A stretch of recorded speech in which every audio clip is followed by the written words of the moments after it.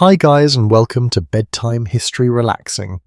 Tonight we drift into a world that feels distant and quiet at first, where the air is warm, the ground steady beneath your feet, and the rhythm of daily life moves with a kind of familiarity that you no longer question.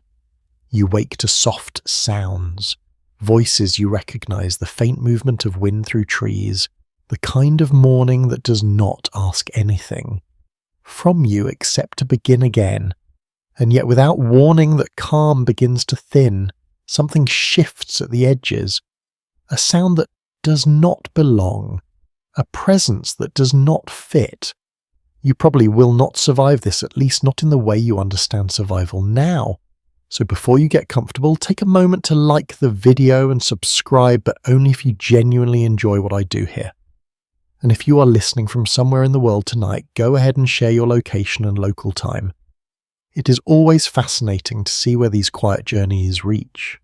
Now dim the lights and let the story carry you gently forward. You are not expecting anything unusual today. The ground feels the same beneath your feet.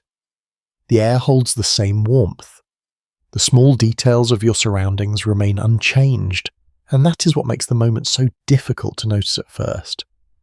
Life does not announce its turning points. It simply shifts slowly, quietly, until suddenly everything is different. A widely accepted understanding among historians is that many individuals captured during this period were taken during sudden raids, often at dawn or dusk when visibility was low and defences were weakest.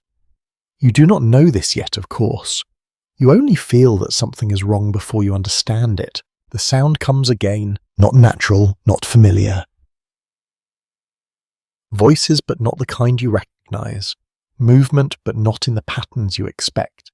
There is a tension now, a tightening in the air that makes you pause without fully knowing why. You listen, and then it happens quickly. Figures emerge, moving with purpose, with urgency. There is no time to prepare, no time to gather anything that might anchor you to what you knew before. Hands reach. Instructions are shouted in languages that blur together. The calm of your morning collapses into confusion. You move because you're forced to move. Around you, others react in different ways. Some try to run, though there is little space and even less chance. Some freeze, caught between disbelief and fear. Some call out, voices rising and breaking in ways that feel unfamiliar even to themselves. You do not think, not in full sentences, only fragments. Where to go, who to follow, what is happening. The ground that felt so steady moments ago now feels uncertain, as if it has shifted beneath you without physically changing at all. A lesser-known detail recorded in some accounts suggests that raids were sometimes carried out with the assistance of rival groups or intermediaries, adding layers of complexity to what might otherwise seem like a simple division between captors and captives. You cannot see that full picture here. You only feel the result of it. Hands bind your wrists. The sensation is immediate, sharp in its clarity. The loss of movement comes faster than you expect. You test it instinctively, a small pull, a slight shift, but there is no give. You are no longer free to decide where your body goes. And that realization settles in slowly, not as a single moment, but as a growing awareness that spreads through you. Around you, the movement continues. People are gathered, pushed, directed. The sounds blend together into something almost continuous, a low, steady intensity that does not allow for quiet thought. You try to find something familiar, a face, a voice, a place, but everything is shifting too quickly. You're guided, or rather forced, in a direction you did not choose. The path feels different now, even if it is one you have walked before. Every step carries a weight that was not there earlier. The air feels heavier, harder to take in fully. Your breathing changes, becoming more measured, not because you choose it, but because your body is adjusting to something it does not yet understand. Historians still argue whether the psychological shock of sudden capture or the prolonged hardship that followed had the more lasting impact on those who endured these experiences. In this moment, the shock is all there is. It fills everything. You look back once, not fully, not enough to stop moving, just a glance, a small turning of your head. And what you see does not feel like something you can hold on to. It already feels distant, even though only moments have passed. The place you knew is still there, physically unchanged, but your relationship to it has shifted completely. You cannot return, not because of distance, but because of what has already begun. The group moves to be able to now, though not by choice. There is a strange rhythm to it, uneven but continuous. You begin to notice small things, details that your mind clings to as it tries to make sense of what is happening. The sound of footsteps, the way the ground changes beneath you, the different tones in the voices around you. These become anchors, small points of focus that keep you from drifting too far into panic. A curious observation from some historical narratives is that individuals often became highly attuned to their immediate environment during moments of extreme stress, noticing details they might otherwise overlook. You find this happening without effort.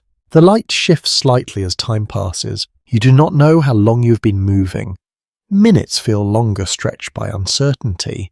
The sun climbs, or perhaps it only seems to. Your sense of time is already beginning to loosen. No one explains what is happening. There is no clear destination offered, no reassurance, no structure that would allow you to understand the path ahead.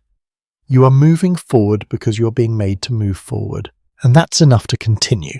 The sounds begin to settle into something more consistent, less chaos, more direction. This does not make it easier, but it makes it more predictable. And predictability, even in small amounts, offers a strange kind of comfort. You adjust your steps, not consciously, but gradually your body finds a rhythm that matches the movement around you. It is not your rhythm anymore, but it is one you can follow. The binding at your wrists remains constant. You feel it with every movement, a quiet reminder that does not fade. You test it less now, not because it has loosened, but because you are beginning to understand its permanence. The path continues. The air shifts again, carrying different scents now. Subtle changes that signal movement away from what you knew and towards something else, something unknown. You listen again. The voices are still there, but they have changed in tone. Less urgent now, more controlled. The initial rush has passed, replaced by something steadier. This is not a moment. It is a process, and you are inside it. You take another step, and then another. The ground continues beneath you, unchanged in its physical form, but completely altered in what it represents. You are no longer moving through your world, you're being moved out of it. You continue forward, though the meaning of forward has already begun to change. At first, it was simply the direction your feet were pushed to follow. Now it becomes something else, a line that stretches away from everything you knew, lengthening with each step you take. You do not measure it in distance. You feel it in separation. The group around you has grown quieter, not silent, but quieter in a way that feels deliberate. Voices are lower now, fewer sudden movements, fewer attempts to resist. It is not acceptance, not truly. It is something closer to adjustment, a slow understanding that every motion is being watched, that every deviation has consequences. You notice this not through instruction but through observation. A figure nearby shifts too quickly, tries to turn, tries to move against the direction of the group. The response is immediate, firm, controlled. There is no need for explanation. The message is clear without words. You keep your eyes forward. The path beneath your feet begins to change. What was once soft, familiar ground now feels harder, more worn. A route that has been travelled many times before, though not by you. The earth carries marks of repeated movement, faint impressions that suggest this is not a new journey, only a new group walking it. A widely recognised historical pattern shows that inland routes to the coast were often well established, used repeatedly to transport captives from interior regions to trading points along the shore. You're on one of these paths now, though you would not call it that. To you it is simply the only direction that exists. Your hands remain bound. The sensation has shifted from sharp awareness to a steady presence, like a weight you cannot set down. You adjust your posture slightly, trying to ease the strain without drawing attention. Small changes, subtle movements. You are learning, not through teaching but through necessity. The people around you move in uneven harmony. Some step quickly as if trying to reach an end that cannot be seen. Others move more slowly, conserving energy, measuring each step. There is no single rhythm, but there is a shared direction. You begin to match it. Not perfectly, not consciously, but enough to remain within the flow. A lesser discussed detail in historical accounts suggests that many captives quickly adapted their behavior during forced marches, developing strategies to endure long distances with limited food and water. You feel this happening inside you, a quiet shift from reaction to endurance. The air grows warmer as the day stretches on. The sun presses down not harshly at first, but steadily. The shade becomes something you notice now, something you seek without thinking.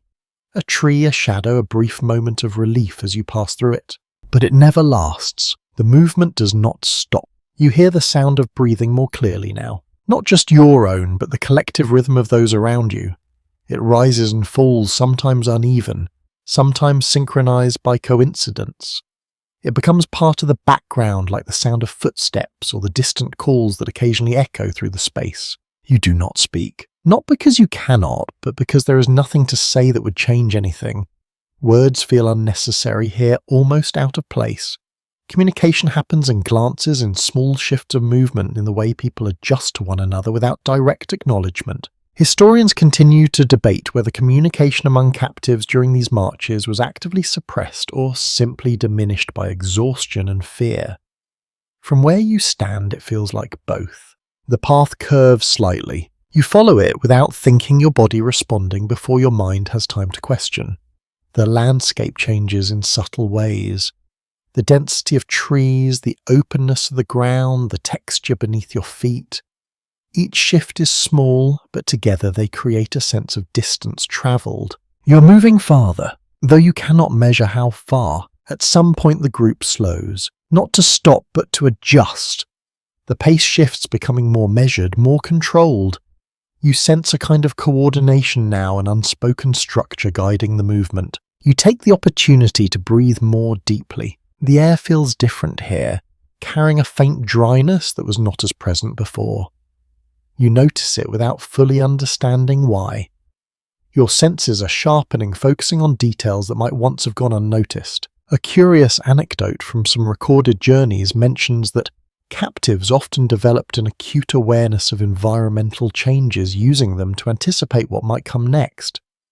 You do not think in those terms, but you feel the awareness growing. Time stretches. It becomes difficult to separate moments from one another. The beginning of the march feels distant now, though it has not been long. The repetition of movement creates a kind of blur where each step blends into the next. You focus on small things, the placement of your feet, the angle of your shoulders, the sound of your breathing. These become anchors, keeping you steady as everything else shifts. The group moves again at a slightly faster pace. You adjust, not because you choose to, but because you must. The line does not allow for hesitation. You find yourself moving in closer alignment with those around you. Your steps falling into a pattern that feels almost automatic. It is not comfort, but it is familiarity. You glance briefly to the side, just enough to see the faces of others. Expressions that mirror your own in ways that do not need explanation. There is a shared understanding here, even without words. A recognition of what is happening, even if the full scope remains unclear. You look forward again. The path continues, always forward. The sun begins to lower slightly, though it still holds its warmth. The light changes in a way that softens the edges of things, casting longer shadows that stretch across the ground. You notice this, not because it matters in a practical sense, but because it is something that marks the passage of time. A reminder that the day is moving even if your situation feels suspended. A widely accepted observation among scholars is that forced marches often extended over multiple days, with captives covering significant distances before reaching coastal holding areas. The idea of this continuing beyond today settles quietly into your awareness, not as fear, but as a realization. This is not temporary, at least not in the way you once understood temporary. Your body begins to tire. Not suddenly, but gradually. A slow accumulation of effort that makes each step feel slightly heavier than the last. You adjust, again shortening your stride, conserving energy where you can. Others do the same. The group shifts together, not in perfect unison, but in a shared response to the same conditions. You continue, because stopping is not an option, because the path does not end here, because forward is the only direction that remains. And with each step, the distance between what was and what is becomes just a little bit greater. The light changes again, softer now, leaning towards something quieter as the day stretches onward. You notice it not because anyone tells you, but because your body has begun to measure time through these small shifts. The angle of the sun, the length of shadows, the way the air feels against your skin. These become your markers now. The group continues forward, always forward, and then gradually something new appears at the edge of your awareness. At first it is only a feeling, a subtle difference in the air, a faint openness that was not there before. The landscape begins to thin, the density of trees giving way to wider spaces. The ground feels less enclosed, less protected. You lift your head slightly, and there far ahead something stretches across the horizon. You do not understand it immediately. It does not resemble anything you have known before. It does not sit still in the way the land does. It shifts, moves, reflects detail in a way that feels almost unreal. The ocean. A widely documented historical reality is that many captives taken from inland regions had never seen the ocean before their forced journey to the coast, making the first sight of it both confusing and overwhelming. You feel that confusion now, not as a clear thought, but as a kind of quiet disorientation. It is too vast, too open, too unfamiliar. You slow your steps without realizing it, just slightly, just enough to take in what you're seeing. But the line does not slow with you. A presence behind you urges you forward again, returning you to the rhythm of movement. You do not resist, you cannot, but the image remains held in your mind even as your body continues on. The closer you move, the clearer it becomes. The surface shifts constantly, rising and falling in patterns that seem both steady and unpredictable. The light dances across it, breaking into fragments that catch your eye again and again. The sound reaches you next, faint at first, then stronger, a continuous low rhythm that does not stop. Not like footsteps, not like voices. Something else entirely, a natural movement that continues without interruption. You listen, and you begin to understand that this is not something you can fully understand. Not yet. Historians still debate how individuals from inland regions interpreted the ocean upon first seeing it, whether it was perceived with curiosity, fear, or something closer to awe. You feel a mixture that does not settle into any single category. The air changes again. It carries a different scent now. Sharper, cooler. There is a faint taste to it, something you cannot quite name, but which feels distinct from anything you have known before. You breathe it in carefully, as if it might reveal something, but it remains unfamiliar. The group begins to shift in its movement, not stopping but adjusting. The path becomes more defined, more clearly shaped by repeated use. The ground is firmer here, marked by many footsteps that have come before yours. You are not the first. That realization settles quietly. Aww. Others have walked this path. Others have seen this view. Others have stood where you are standing now. A lesser-known historical detail suggests that coastal regions often had established systems for receiving captives, with temporary holding areas set up near the shore to organize the next stage of transport. You do not see these systems clearly yet, but you sense structure forming in the distance. Shapes begin to appear, not natural ones, straight lines, sharp edges, forms that stand against the landscape rather than blending into it. Structures of some kind, though their purpose is not immediately clear to you. You keep moving. The sound of the ocean grows louder. It fills more of the space now, blending with the sounds of footsteps and distant voices. It becomes a constant presence, something that cannot be ignored or set aside. You try to match its rhythm, not consciously but instinctively. Your breathing shifts slightly, aligning with the steady rise and fall you hear in the distance. It does not calm you, but it gives you something to focus on. The light reflects differently here, brighter in some places, softer in others. The open space allows it to spread more freely, changing the way everything looks.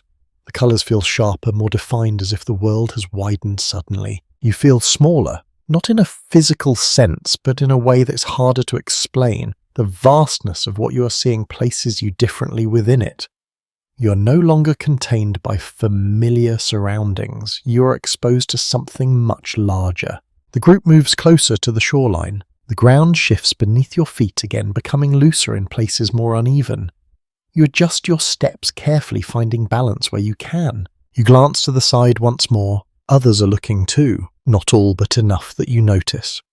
There is a shared awareness now, a recognition that something significant has entered your experience. No one speaks. Words still feel unnecessary. A curious anecdote from some accounts describes how captives would sometimes pause even briefly to look at the ocean, despite the urgency of movement drawn to its scale and unfamiliarity. You feel that pull even as you continue walking. The structures ahead have become clearer. Wooden forms, simple, functional. They do not invite curiosity. They do not offer comfort. They stand with a purpose that feels controlled, deliberate. People move around them, different from those in your group. Their movements are more relaxed, more directed. They are not being pushed. They are guiding. You begin to understand, not in full, not in detail, but in outline. This place is part of what is happening, part of the process that began when you were taken. The ocean stretches beyond it, endless from where you stand. You wonder briefly what lies beyond that horizon. The thought is small, fleeting, but it lingers. Historians continue to examine how the coastal stage of this journey marked a transition not just physically but psychologically as captives move from familiar land into an entirely unknown world. You feel that transition beginning now. The group slows again, not to stop but to organize. The movement becomes more structured, more controlled.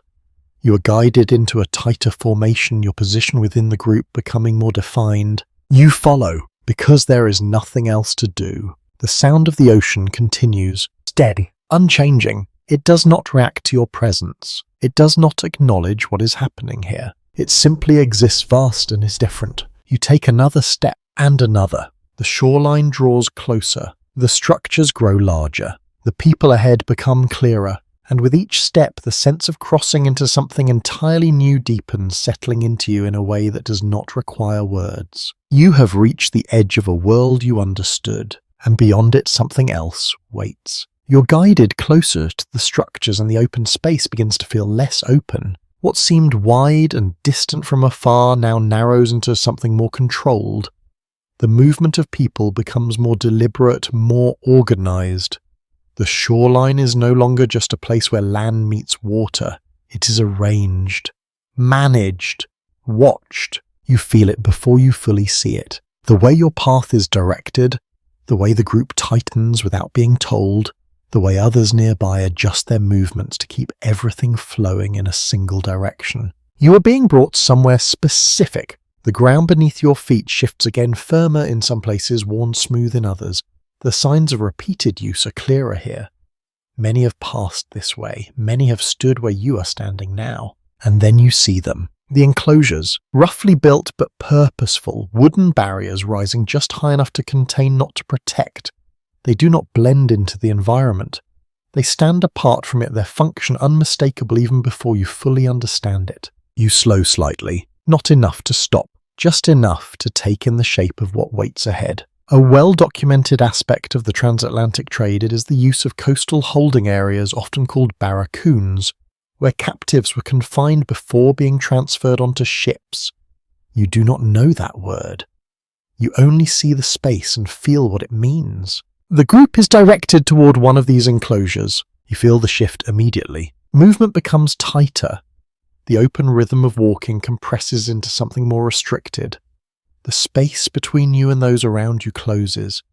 The air feels different, heavier somehow, though nothing visible has changed. You step forward, and then again, until you cross the threshold. Inside, the world changes in a quiet but undeniable way. The sounds are different here, contained, reflected back by the walls. Voices do not carry the same way. Footsteps feel closer, more immediate. Every movement seems to echo slightly, even when it's soft. You become aware of the number of people, not all at once, gradually. Figures already inside, sitting, standing, leaning, resting. Some look up as you enter, others do not. Their attention is turned inward, focused on something you cannot see. You are guided to a place within the enclosure, not assigned but positioned. There is a sense that every part of this space has been used before, that there are patterns here you do not yet understand. You find yourself settling into a small area defined not by markers but by proximity. You stop moving. For the first time since the march began, your feet are still. The absence of motion feels unfamiliar. Your body does not relax immediately. It remains alert, as if expecting to be pushed forward again at any moment. But the push does not come. Instead, there is waiting. The air is warmer here. It holds the presence of many bodies, the accumulation of heat and breath that has nowhere to go. You notice it slowly as your breathing adjusts, as your skin registers the change. You shift slightly, trying to find a more comfortable position, though comfort is not the right word. There is simply less discomfort in some positions than others. An overlooked detail in some historical descriptions is how these holding areas varied widely in structure and condition depending on location and the people managing them. Some were temporary, hastily constructed. Others were more established, used repeatedly over time. This one feels used. Familiar to those who built it. You listen. The ocean is still there just beyond the walls. Its steady rhythm continues unchanged by what is happening here. The sound filters through, faintly blending with the quieter sounds inside the enclosure. Breathing, shifting, occasional voices low and brief. You begin to notice patterns. Some people sit close together forming small groups. Others remain apart, creating space where they can. There is no clear structure, no formal organization, but there are tendencies. Movements that repeat, positions that are chosen again and again. You watch without staring. Observation becomes your way of understanding. There is little else to do. Your hands remain bound. The sensation returns to your awareness now that you are still. During the march movement distracted you from it. Now in stillness it becomes more present again. You test it lightly, a small shift of your wrists. No change. You stop. The effort is not worth it. You let your hands rest where they are adjusting your posture to ease the strain as much as possible. Small adjustments, careful ones. Time begins to stretch again. Without movement to measure it, it becomes harder to track. Moments pass without clear boundaries. The light shifts slightly, but not enough to mark anything definite. You look toward the entrance. More groups arrive. The process repeats. Movement guidance, containment. Each new arrival blends into the existing space, filling it gradually. A question forms in your mind, not into your words exactly. More like a feeling. How long will you be here? There is no answer. Current research leaves uncertainty about the exact duration captives spent in these coastal enclosures, with estimates ranging from days to weeks depending on circumstances, such as ship availability and trade conditions. You feel that uncertainty now, not as information but as absence. You settle into stillness. Not fully, but enough. Your body begins to conserve energy, shifting into a quieter state. Your breathing slows slightly. Your movements become more deliberate, less frequent. Around you others do the same. The space grows quieter over time, not silent, but softer. The initial tension of arrival fades into something more subdued. Not because the situation has improved, but because it has become established. This is where you are now. The outside world continues beyond the walls. You can hear it. The ocean, distant movement, voices that do not belong to this space. But you are no longer part of that flow. You are contained within something else. A small defined area that holds you in place while something larger unfolds around you. You glance upward. The sky is visible in fragments, broken by the lines of the enclosure. It looks the same as it did before, unchanged, unaffected, and yet it feels farther away. You lower your gaze again. The ground beneath you is steady. The air is warm. The sounds are constant. You take a slow breath, and then another. Waiting becomes the only action left. Time moves here in a way that feels both slow and uneven. You notice it in fragments rather than in full stretches. A shift in light, a change in sound, the arrival of new voices, the departure of others. Nothing marks the passage clearly, yet everything suggests that it continues. You remain where you are, not fixed by command, but by circumstance. The space allows for small adjustments, subtle repositioning, but not for movement beyond its boundaries. You learn quickly how to exist within those limits. The air grows thicker as more people are brought in, not suddenly, but gradually. Each new arrival adds to the presence already here. The warmth builds, the sounds layer over one another. Breathing becomes something you are constantly aware of, both your own and that of those around you. You adjust again, turning slightly, shifting your weight, finding a position that allows you to rest without drawing attention. These small decisions begin to matter more than anything else. Across the enclosure, movement catches your attention, not from those being held, but from those who move freely outside. They walk with purpose. Their pace is steady, their actions deliberate. They are not rushed, not uncertain. They belong to this place in a way you do not. Their presence carries a different kind of energy, one that shapes everything else around it. You watch, carefully. A well-established pattern of the Atlantic trade involved exchanges between European merchants and African intermediaries, where captives were traded for goods such as textiles, metal tools, alcohol, and firearms.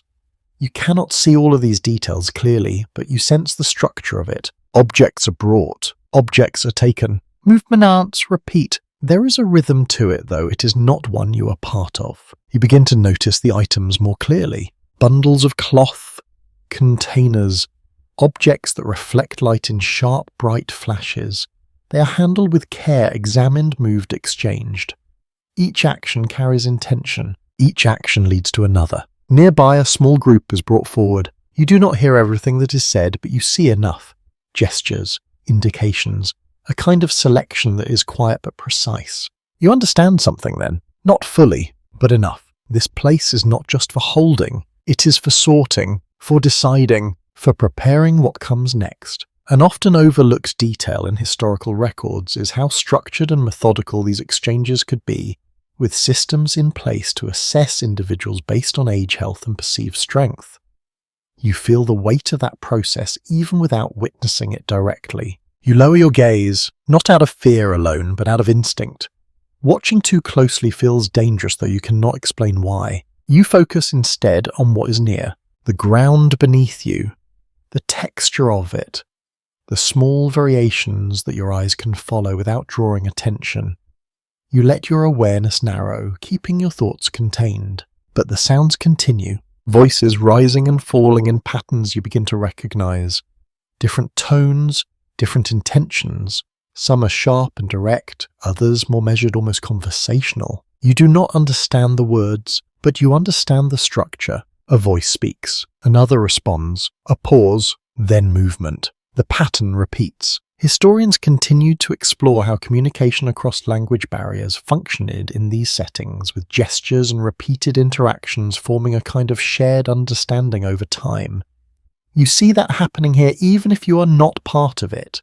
The light shifts again, softer now. The edges of things blur slightly as the day moves toward its end. Shadows lengthen across the ground, stretching between the figures inside the enclosure.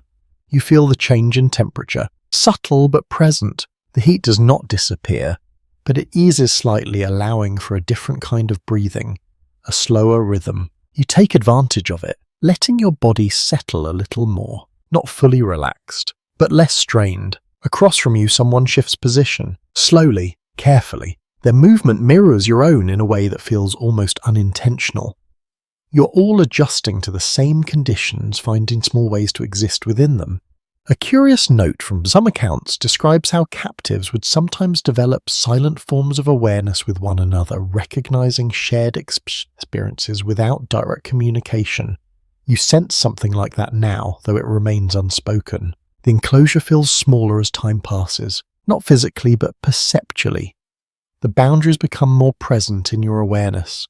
The space between people feels narrower even if it has not changed. You look toward the entrance again. More movement, more arrivals, more exchanges. The process continues without pause. It does not depend on your understanding. It does not wait for your adjustment. It simply moves forward. You begin to notice the sea less. Its sound is still there, constant and steady, but it fades slightly into the background as the activity within the enclosure takes focus. The world has narrowed again, drawing your attention inward. You wonder briefly what comes next. The thought forms more clearly this time. Not just a feeling, a question. But like before, there is no answer. Academic discussions still leave room for uncertainty about how much captives understood about the next stage of their journey at this point, whether they anticipated what lay ahead or remained in partial awareness. You feel yourself somewhere in between, aware enough to sense change, not aware enough to define it. You shift your hands again. The binding remains, unchanged, constant. You stop testing it. Your energy is better used elsewhere. You focus instead on your breathing. In, out. A steady rhythm that belongs only to you. It becomes your anchor, your way of maintaining some sense of control within a situation that offers very little. The light continues to fade. The enclosure settles into a quieter state, not silent, but calmer. The movements outside slow slightly, though they do not stop. The voices become less frequent, more spaced out. You feel the transition, day moving toward night, another cycle beginning. You do not know how many more will follow. You only know that you are here now, and that this place with its structures and its rhythms and its quiet controlled movements is part of something much larger than you can yet see. You take another slow breath and let it out. Waiting again. The next shift does not come with noise or urgency. It begins quietly, almost gently, as if nothing important is happening at all. The enclosure holds its steady rhythm, the low sounds of movement and breath continuing as they have, and yet something changes within that pattern. You notice it first in the way people are called forward, not all at once, not randomly. There is a sequence to it. Small groups are guided toward the opening one after another, their movements directed with a kind of practiced ease. No rush, no hesitation, just a steady unfolding of action. You watch without appearing to watch. It has become a habit now, this careful observation. You take in details without fixing your gaze too long on any one thing. You learn the flow of this place by letting it pass through your awareness, rather than reaching toward it. A firmly grounded detail in historical accounts describes how individuals were often inspected and marked at coastal holding sites before being loaded onto ships, a process intended to identify ownership and prepare for sale. You begin to understand that you're moving toward that moment. The group near you shifts. There is a subtle pressure in the movement, a quiet signal that your turn is approaching. No one announces it. No one explains it. But you feel it in the way the space reorganizes around you. You stand, not fully at first, just enough to follow the motion of those beside you. Your legs respond slowly, carrying the weight of stillness that has settled into them. The ground feels different again, not because it has changed, but because your body has. You step forward. The enclosure seems smaller now as you move through it. The distance to the opening shorter than it appeared before. The people you pass do not look at you directly. Their attention remains inward or fixed on something beyond. You reach the entrance. The outside light feels sharper after the enclosed space, though it is already softening with the approach of evening. The air moves more freely here, carrying that faint sharpness you noticed earlier near the sea. You are guided a short distance away, not far, just enough to separate this process from the rest. There are others here already, standing, waiting. Their posture is similar to yours, alert but controlled still but ready to move. You join them without instruction, finding your place in a line that has no clear beginning or end. You wait. The process unfolds slowly. One by one, individuals are brought forward. You see the motions repeated, a pause, a gesture, the handling of objects, the presence of tools whose purpose you do not yet fully grasp. Then you see it, a mark being made. It is quick, efficient. There is no ceremony to it, no acknowledgement beyond the action itself. A moment that carries more meaning than it appears to hold. You feel a shift inside you. Not sharp, not overwhelming, but steady. A realization that settles rather than strikes. An unusual but documented practice in parts of the trade involved marking captives with symbols or letters to indicate ownership or origin, often done with heated instruments or pigments. The exact methods varied, but the intention remained the same. You do not know the details. You only see the result. The line moves. You step forward again. The space narrows around your awareness. The sounds fade slightly, replaced by a quiet focus on what is directly in front of you. Your breathing becomes more noticeable, each inhale and exhale marking the passage of time in a way that feels almost amplified. You do not resist, not because you accept what is happening, but because resistance has no place here. The structure of the moment does not allow for it. You step again, closer now. You see the expressions of those who have just passed through the process. They are not uniform. Some remain still composed in a way that feels practiced. Others carry a tension that lingers in their posture. No one speaks. There is nothing to say. You reach the front. The movement pauses. For a moment, everything feels suspended. Then the action resumes. Hands guide you, position you. The world narrows further, your focus drawn inward as your body responds to the direction given. You feel the presence of others around you, but they fade to the edges of your awareness. There is only this moment, this action, this mark, a brief sensation, sharp enough to register but not something you hold on to. It passes quickly, leaving behind something less tangible but more lasting. A shift in identity, not one you chose, not one you understand fully, but one that has been placed upon you. You are moved forward. The process continues behind you uninterrupted.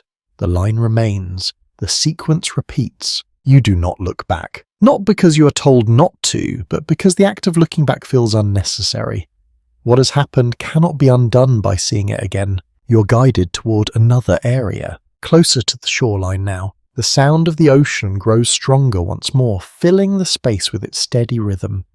It feels different now, not just a distant presence, but something you're being drawn toward. The air carries more of that sharpness, that unfamiliar quality that lingers on your tongue when you breathe deeply. You step carefully. Your body feels slightly different though. You cannot name exactly how.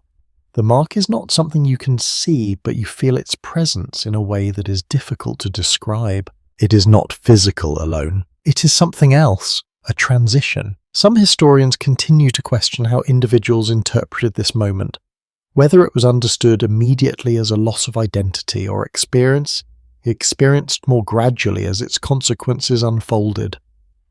You find yourself somewhere between those possibilities. You continue forward. The shoreline opens ahead of you. The structures thin out, replaced by a more direct path toward the water.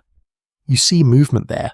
Smaller boats shifting with the motion of the waves, their forms rising and falling in a rhythm that matches the sound you have been hearing. You begin to understand. This is not the end of the journey. It is only another step. The group gathers again, though in a different formation now. The spaces between individuals is more controlled, the direction more precise. There is less wandering, less variation. Everything moves toward the same point. You follow because there is no other direction left. The ocean stretches out before you, vast and unbroken. The boats wait, and you step closer to the edge of something that feels both immediate and impossible to fully grasp. You're brought closer to the water, and the ground beneath your feet begins to change once more. It softens, loose in places, shifting slightly with each step. You adjust without thinking, placing your weight more carefully now, testing each movement before committing to it. The rhythm of walking becomes slower, more deliberate. Ahead, the smaller boats rise and fall with the motion of the sea. Up, then down, a steady pattern that does not stop. You pause for a fraction of a moment watching it. The way the water lifts them, lowers them, carries them without effort. It feels strange to see something move so freely when everything around you feels so controlled. You are guided forward again. The shoreline is no longer distant, it is immediate now. The sound of the waves fills your ears, completely louder than before, closer, more present. Each surge of water against the land creates a rhythm that feels almost steady enough to follow. Almost. The group gathers near the edge, not tightly but with intention. There is a structure here that does not need to be explained. You feel it in the spacing, in the way movement is directed, in the way no one steps out of place. You wait. The boats draw closer. Men move between them and the shore, stepping with confidence despite the shifting ground. They carry out their tasks with familiarity, their actions smooth practiced, repeated many times before. You watch their footing, how they step onto the boat as it rises, how they time their movements with the water. It becomes another detail for you to hold on to, something to understand. Accounts from the period often note that these smaller vessels were used to transfer captives from the shoreline to larger ships anchored offshore, especially where the water near land was too shallow. You see that distance now, the larger shape resting farther out, darker against the horizon. It does not move the way the smaller boats do. It sits, heavy, still, waiting. You feel something tighten inside you. Not sharply, but steadily. The group begins to move again. One by one, individuals are guided toward the boats. The process is careful, controlled. There is no rush, only a steady continuation. You step forward when it is your turn. The edge of the water is closer than you expected. The ground dips slightly, and for a brief moment your footing feels uncertain. You adjust quickly, shifting your weight, regaining balance before it can draw attention. The water touches your feet. Cool. Unexpected. It recedes almost immediately, leaving behind a sensation that lingers longer than it should. You notice it without wanting to. You're guided towards the boat. It rises with the next wave, then lowers again. You wait. The timing matters here. You see it in the movements of those before you. The way they step when the boat lifts, the way they are pulled or guided into place before it drops again. You follow that pattern, not perfectly, but enough. Hands steady you as you step forward. For a brief moment, the world shifts beneath you. The solid ground you have known gives way to something less certain, something that moves in response to forces you cannot control. You step into the boat. It dips slightly under your weight, then steadies. You are guided to sit, close to others. The space is limited, the arrangement tight. There is no room for adjustment beyond what is necessary. You settle into place, your body aligning with those around you. The boat begins to fill. One after another, others are brought in, each movement adding to the density, the closeness.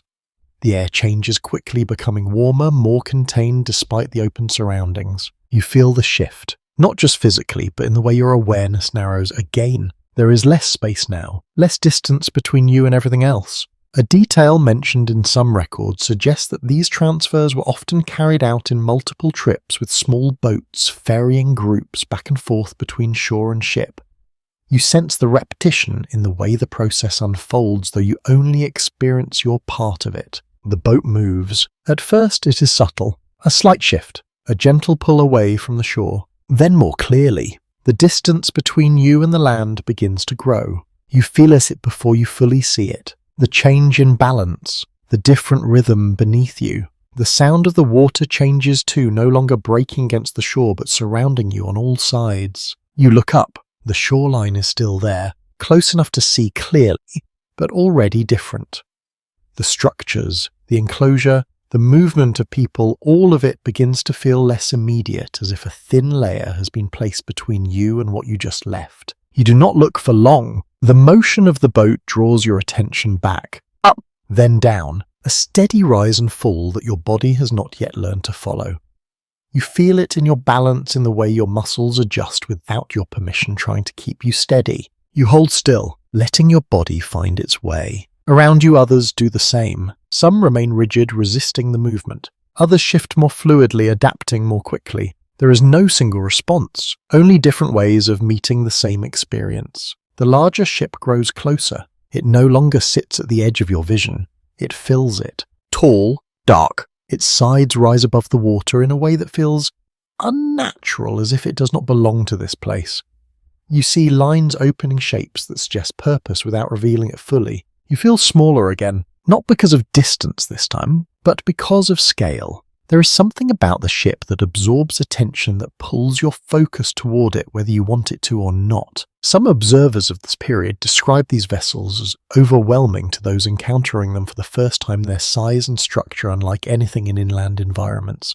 You understand that feeling without needing it explained. The boat continues forward. The water carries you. There is no effort required from you now, no steps to take, no direction to follow. The movement is no longer yours at all. You are being carried towards something you cannot yet fully see. The sounds shift again. Voices from the larger ship drift down, mixed with the creaking of wood and the steady movement of water against its sides.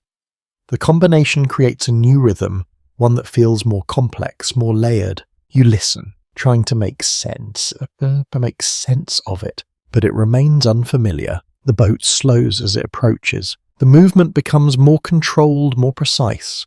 The people guiding it adjust their actions, preparing for the next transition. You feel it coming. Another shift. Another step. The edge of the boat meets the side of the ship. There is a brief moment of stillness. Then movement resumes. You are guided again, upward this time, toward the structure that has been growing in your awareness with every passing moment. The shoreline is now behind you. The path you walked is no longer visible. Only the water remains between where you were and where you're going. And as you prepare to leave the small boat to step onto something larger, heavier, more permanent, you feel the quiet certainty of it settle in. You're not going back. You are guided upward, and the movement feels different from anything before. Your feet search for stability on narrow wooden steps that shift slightly with the motion of the water. Hands steady you again, not gently, but with practiced efficiency. There is no pause, no space to hesitate. The rhythm continues, only now it moves vertically. Up, then another step. The surface beneath you is harder than the ground you left behind, but less certain. It carries a faint vibration, a quiet trembling that runs through the wood itself.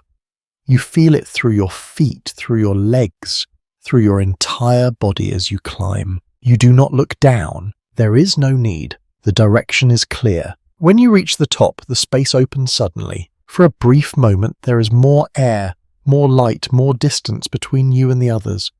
The sky stretches above, wide and uninterrupted. The sea surrounds you completely now, no land in sight from where you stand. It feels exposed, too open, too vast. You are brought onto the deck. The surface is uneven, marked by lines and objects that you do not yet understand. Ropes, barrels, wooden forward structures fixed in place. Everything serves a purpose, though that purpose is not explained to you. Men move around you with certainty. Their steps are confident despite the shifting ground. They adjust without thinking, their bodies already aligned with the movement of the ship. Their voices carry across the space sharp and direct, forming you patterns you begin to recognize even if the meaning escapes you. You're not meant to stay here. That becomes clear almost immediately. The deck is not a place of rest. It is a place of transition. You're guided forward again, toward an opening. It is not large, just wide enough to allow passage. Darkness waits below it. You feel it before you see it fully. A change in air, a difference in temperature, something enclosed. An established reality of these voyages is that most captives were held below deck in tightly packed spaces, designed less for comfort and more for containment and transport. You're about to enter that space now. You hesitate for a fraction of a moment, not enough to stop, just enough to register what lies ahead. Then you move, downward this time. The steps are steeper than before, narrower, more confined. The light fades quickly as you descend. The sounds of the deck above begin to soften, replaced by something else, a different kind of presence. The air grows thicker, warmer. It does not move the same way. It feels held, contained within the space. You notice it immediately, the way it presses against your skin, the way it changes your breathing. You reach the bottom. The space is low, lower than you expect. You adjust your posture instinctively, your body bending slightly to fit within the limits of the space. The ceiling feels close even if you do not touch it. Your eyes take time to adjust. The light is faint, filtering down from above in narrow strips. It does not reach everywhere. Much of the space remains in shadow shapes, forming slowly as your vision adapts. You begin to see rows, not perfectly straight but organized. Spaces defined not by walls but by arrangement. You're guided into one of these spaces. There is little room to move. You sit because there is no other option. The space does not allow for standing, not comfortably, not for long. Your body settles into a position that feels unfamiliar, restricted in ways you have not yet experienced. The floor beneath you is wooden, hard, unforgiving. It carries the movement of the ship more directly than the deck above. Each shift, each rise and fall is felt more clearly here.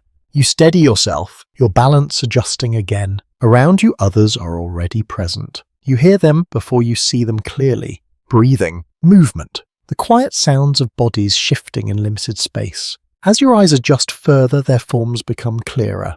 Close, closer than before. The distance between individuals is reduced to almost nothing. You feel the presence of others on all sides, not just visually but physically. The air carries their warmth, their breath, their stillness. A lesser-known observation from some voyage records notes how the confined space below deck created an environment where sound, smell, and temperature intensified quickly, shaping the entire experience of those held there. You feel that intensity building already. You shift slightly, testing the space. There is little flexibility. Every movement affects those around you. Every adjustment requires consideration. You learn this quickly. Without instruction, without words, you settle into stillness again. But it is a different kind of stillness now. Not the waiting of the enclosure. Something more contained, more final. The sounds from above continue faintly. Footsteps, voices, the creak of wood under strain. They reach you as echoes softened by distance and structure. They remind you that there is another world above this one, even if you cannot see it. You focus on your breathing. It feels different here, heavier. Each breath carries more effort. Not because the air is absent, but because it feels less available. You take it in carefully, adjusting to the new rhythm. Around you, others do the same. Some move more frequently, trying to find a position that eases the discomfort. Others remain still, conserving energy. There is no single way to exist here, only different attempts. Some historians remain uncertain about how individuals adapted psychologically to the confined environment below deck, whether the adjustment was immediate or gradual. You feel yourself at the beginning of that process, not yet settled, but no longer resisting. The ship moves. You feel it more clearly now. The rise and fall of the water translates directly through the structure, through the floor, through your body. It is a constant motion, one that does not stop, does not pause. You try to follow it, to anticipate it. Your body begins to learn, slowly. The light above shifts again, dimmer now. The opening you descended through becomes less defined, the contrast between light and shadow softening. As the day continues to fade, you sense the approach of night, not through the sky, but through the changing quality of the light that reaches you. The space grows quieter, not silent, but quieter. Movements become less frequent, breathing steadier. The initial adjustments giving way to a more sustained stillness. You lower your gaze. The wooden floor beneath you feels constant even as it moves. It becomes your point of reference, the one thing you can focus on without strain. You place your awareness there, letting the rest fade slightly. You are here now, below, contained within a space that limits movement, light and air. The journey has changed again, and this time the change feels deeper, more complete. The world above continues. The sea moves. The ship carries you forward, and you remain within this narrow shifting space, beginning to understand what it means to be held inside it. You begin to understand the limits of your space, not by being told, but by trying to move. At first, it is only a small adjustment, a shift of your legs, a slight change in the angle of your back. Something that would once have been effortless now requires attention. There is resistance, not from a person, but from the space itself. You feel it in how close everything is, in how every movement meets another boundary almost immediately. The floor beneath you, the body beside you, the low ceiling above.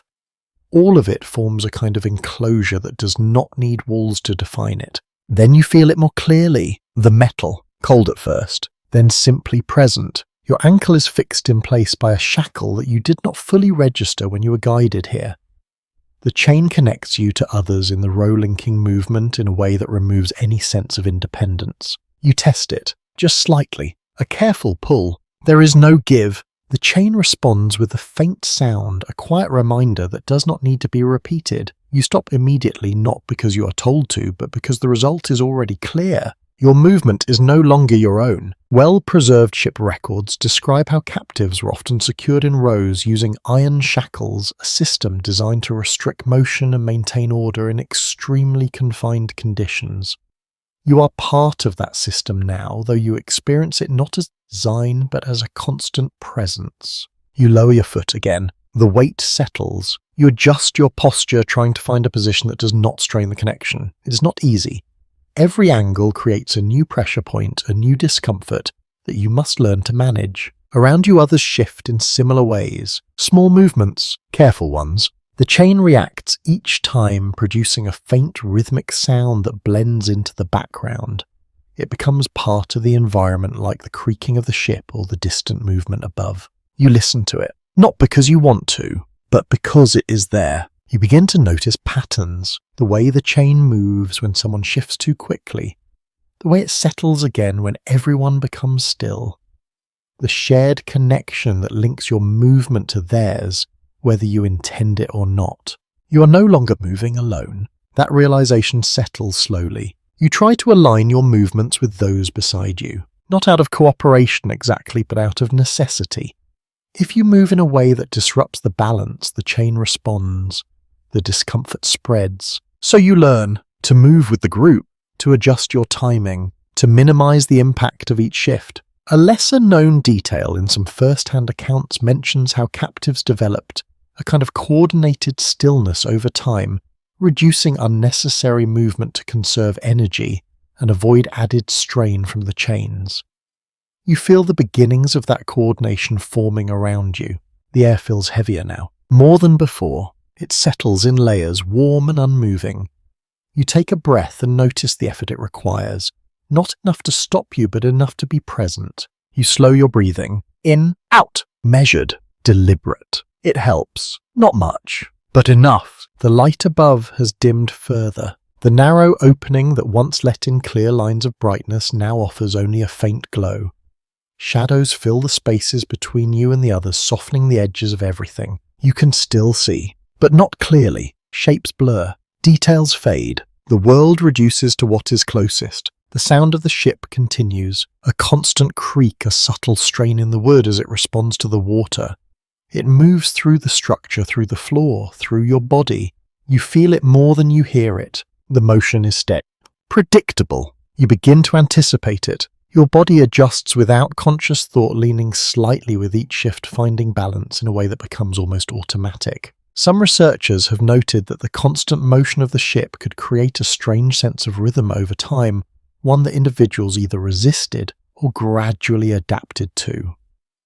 You are somewhere at the beginning of that process, not yet settled but no longer surprised. You glance to the side. Carefully, the person beside you sits in near stillness, their posture similar to your own. There is no direct exchange, no shared words, but there is awareness. You both understand the limits of the space, the presence of the chain, the need to move carefully. That is enough. You return your gaze forward, or what feels like forward. Direction has become less clear here. There is no horizon, no distant point to orient yourself, only the immediate space, the boundaries that define it. Time stretches again, more than before. Without light to mark its passage, without movement to measure it, it becomes difficult to track. Moments blend together, forming a continuous experience rather than separate events. You focus on small things, the pattern of your breathing, the position of your hands, the sound of the chain when it shifts. These become your markers, your way of staying present. An unusual observation from some historical writings suggests that individuals in such confined conditions often turned inward, focusing on bodily sensations and small routines as a way to maintain some sense of stability. You feel that turning happening now not as a choice, but as a response. The space remains constant, unchanging. There is no variation in scenery, no shift in environment beyond the subtle changes in light and sound. Everything repeats, forming a kind of quiet continuity that does not break. You adjust again, a small movement, slow, careful. The chain responds softly, then settles. No further reaction. You remain still. The air presses in. The warmth lingers. The sounds continue. You are aware of your body in a way that feels different from before. Every sensation is more noticeable, more immediate. There is no distraction here, no way to shift your attention far from where you are. You are here, fully within this narrow space, bound not just by the chain, but by the limits of the environment itself. The ship carries you forward. You feel it in every movement, every shift, the floor beneath you. You do not know where it is going, only that it is moving, and that you are moving with it. The realization settles quietly. There is no sudden understanding, no single moment of clarity. Just a gradual awareness that this space, this position, this connection to the others around you is not temporary in the way you might hope. It is part of the journey now. You take a slow breath, let it out, and remain still. The movement of the ship becomes something you no longer question. At first, it demanded your attention with every shift beneath you. Now it settles into the background, a constant presence that your body begins to follow without asking why. You lean slightly without thinking. You steady yourself before imbalance can fully form. It becomes part of you, not comfort, but familiarity. You sit as you have been, your body held within the same narrow space, your legs positioned carefully to avoid strain against the iron at your ankles. The chain rests with a quiet weight, no longer sharp in your awareness, but never absent. You notice how little changes. The space remains the same. The air remains heavy. The light above shifts only slightly, dimming, then returning in faint degrees that suggest time passing somewhere beyond your reach. You begin to understand the rhythm of this place. It is not marked by clear beginnings or endings. It flows, one moment into the next, without or pause. Oh yes. At some point there is movement above, more than usual. Footsteps crossing the deck with greater frequency, voices overlapping in sharper tones. You hear the change before you understand it, your attention lifting toward the faint opening above. Then the light shifts, not brighter, but altered. A shadow passes across it, then another. The sound of wood being adjusted, something opened or moved. Air stirs slightly, carrying with it a different quality cooler, for just a moment before settling again. You listen. The patterns are becoming familiar. There are times when the ship feels quiet, when movement above is minimal, when the world seems to hold still. Then there are times like this, when activity increases, when something unseen changes. You do not know what causes it. You only know that it happens. In some voyages, routines formed quickly with captives brought up in groups for brief periods, then returned below. In others, the timing varied depending on conditions that were never explained to those held beneath the deck. The pattern here feels structured, though its purpose remains out of reach. The chain shifts beside you. A small movement, someone adjusting their position. You feel it immediately, the slight pull, the transfer of motion from one body to another. You respond instinctively, easing your own posture to absorb the change. This is how movement works now. Shared. Connected. You breathe in slowly. The air feels slightly different again, though the change is subtle. Perhaps it is only your awareness sharpening, or perhaps something above has altered the flow even in a small way. You cannot be sure, and that uncertainty becomes part of the experience. There are many things here you cannot confirm, only sense, only feel, only adjust to. You shift your hands carefully. The space allows for little variation, but even small changes matter. A slight repositioning of your fingers, a subtle adjustment in the angle of your arms. It relieves a pressure you did not fully notice until it eased. You settle again. Around you the others remain mostly still. Occasional movement passes through the row, small and controlled, like a quiet wave that rises and fades. No one moves quickly, no one moves without cause. The shared awareness has deepened. You begin to recognize it without looking. The moment before someone shifts. The pause that follows, the way stillness returns. It is not communication, not in the way you once understood it. But it is something. The ship continues forward. You feel it in the steady forward pull, the subtle tilt that remains constant even as the water lifts and lowers the hull. It carries you in a direction you cannot see, toward a place you cannot imagine. The idea of distance begins to change. It is no longer measured by steps or landmarks. It is measured by time, by repetition, by how many moments past that feel the same. You wonder briefly how far you have travelled. The thought forms quietly, then fades. There is no way to answer it. Even those who study these journeys today cannot always agree on the exact durations, the precise distances, the variations from one voyage to another. The records exist, but they do not always align. And here in this space none of that matters. Only the present moment exists. You hear a sound, closer this time, from the opening above. A shift, then another. Light changes again, more noticeably now. It brightens slightly, then steadies. A figure appears at the edge of the opening, partially blocking the glow. You feel a tension ripple through the space, subtle, but present. Bodies do not move much, but awareness shifts. You are not alone in noticing. A voice calls out. The words are unfamiliar, but the tone is clear. Instruction. Direction. You wait. There is a pause. Then movement begins again. not among you. Above, footsteps crossing, stopping, turning. The rhythm of activity builds, then settles into something more ordered. You listen, trying to understand the pattern, trying to find meaning in the sequence. But meaning does not come easily here. Only repetition, only variation within repetition. You lower your gaze again. The wooden floor beneath you feels constant even as it moves.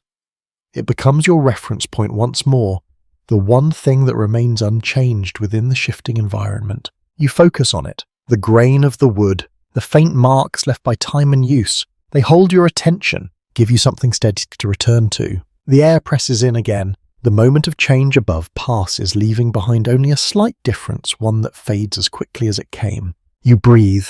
In, out. The rhythm continues. You remain where you are, bound, still, carried forward by something far larger than your understanding. And as the sounds above soften once more, returning to their quieter pattern, you feel the strange weight of it all settle deeper. Not heavier, just more certain. This is the rhythm now, and you are inside it. At some point, something is passed down to you. It does not arrive with explanation. Only with my emotion. A container moves along the row, carried by hands that guide it from one person to the next. You see it before it reaches you, watching how others receive it, how they respond. Carefully, deliberately. You prepare without knowing exactly for what. When it reaches you, you take it. Your hands move slowly, mindful of the limited space, aware of the chain that connects your movement to others. You adjust your posture just enough to bring it closer. Inside there is food. Simple, unadorned. You recognize it only in the most basic sense. Something to eat, something to sustain. It is not much. You take a small portion. Your movements are measured not because you are told to be, but because the space demands it. Every action must fit within the limits you have learned. You eat. The taste is faint, not unpleasant, not comforting, just present. You swallow, slowly aware of each motion of how your body responds after so much time without anything new. There is water as well. It follows a similar path, passed carefully from one to another. You receive it with the same attention, holding it steady, bringing it to your lips. You drink. The sensation is immediate. Relief, but not fully. Only partial. Enough to continue. You pass it on. The exchange continues down the line, each person taking what they can, then letting it move forward. There is a rhythm to it, quiet and unspoken, guided by necessity rather than instruction. You begin to understand how survival works here, in small moments, in careful actions, in taking what is given and making it last as long as possible. Food on these voyages was often rationed in simple forms, prepared in ways that could be distributed quickly and consistently. It was not meant to satisfy, only to sustain. You feel that truth without needing it explained. The container moves away. The space returns to stillness, but something has shifted. You are no longer only waiting. You're participating even in this limited way. You adjust your position again, slightly more aware of your body now, of how it reacts to what you have taken in. There is a faint warmth spreading, subtle but noticeable. You let it settle. Around you others do the same. The shared experience continues not through words, but through mirrored actions. You see it in how they hold themselves, in how they move after receiving what was passed to them. There is a quiet connection in that, not chosen, but real. You listen. The sounds of the ship remain steady. The creaking wood, the distant footsteps, the low voices that drift down from above. They have become familiar now, part of the environment rather than something separate from it. You begin to anticipate them, the timing, the sequence, the way certain sounds follow others. It gives you a sense of structure even if that structure is incomplete. You breathe slowly. The air still feels heavy, but your body has begun to adjust to it. Each breath requires effort, but less than before. Your rhythm becomes steadier, more controlled. You focus on that, on the repetition, on the small consistency it offers. Some details from surviving accounts suggest that people learned quickly to conserve energy, minimizing unnecessary movement to endure the long days that followed one another without clear distinction. You find yourself doing the same. Stillness becomes a skill, not just an absence of motion, but a deliberate choice, a way to exist within the limits of the space. You glance upward. The light remains faint, unchanged for now. It offers no clear signal of time, only a soft presence that reminds you there is still a world above. You wonder briefly what it looks like now. The sky, the sea, whether they have changed in any visible way. The thought lingers, then fades. There is no way to see it. No way to confirm it. Only the suggestion of it remains. You return your attention to what is near, the floor, the chain, the bodies beside you. These are the constants. These are the things you can understand. A small movement passes through the row again, someone adjusting. The chain responds. You feel it adjust in return. The coordination comes more easily now. Less thought, more instinct. You are learning the rhythm of shared movement. The quiet negotiation of space that happens without words. It becomes smoother, less disruptive. You settle again. The warmth from the food remains faint but steady. It does not last long, but while it does, it changes something in your awareness. A slight easing. A momentary shift in how your body feels within the space. You hold on to it, not tightly, but enough to notice when it begins to fade. The cycle continues, waiting, receiving, adjusting, resting. There is no clear boundary between these states. They flow into one another, forming a continuous experience that does not break. You begin to measure time differently, not by hours or days, but by these moments, the passing of the container, the shift of light, the change in sound. These become your markers. These define your sense of progression, even if you cannot see where you're going, even if you do not know how far remains. There are still things that remain uncertain. How long this will continue, what waits at the end. Even now there is no full agreement on how individuals understood these questions during the journey, whether they formed clear expectations or moved forward without them. You find yourself somewhere in between, aware enough to wonder, not aware enough to answer. You take another slow breath, let it out. The space remains the same, the ship moves, the rhythm continues, and you remain within it, adapting in small ways, learning how to exist one moment at a time. The air shifts in a way that is difficult to name. At first you think it is only the usual heaviness settling deeper, the same warmth pressing closer as time passes. But then you notice something else layered into it. A faint difference, subtle but present. A change in scent. It does not come from one place. It spreads. Gradually. You breathe it in without meaning to, then again with more awareness. Your body reacts before your mind fully understands. A slight tightening, a small adjustment in how deeply you inhale. You remain still, listening. Around you the space continues as it has, but something feels altered beneath the surface. Movements are slower in some places, more deliberate, as if people are conserving not just energy but something else. Strength. You begin to notice the differences between those around you. Not clearly at first, but enough. The way someone holds themselves, the rhythm of their breathing, the slight delay before they shift position.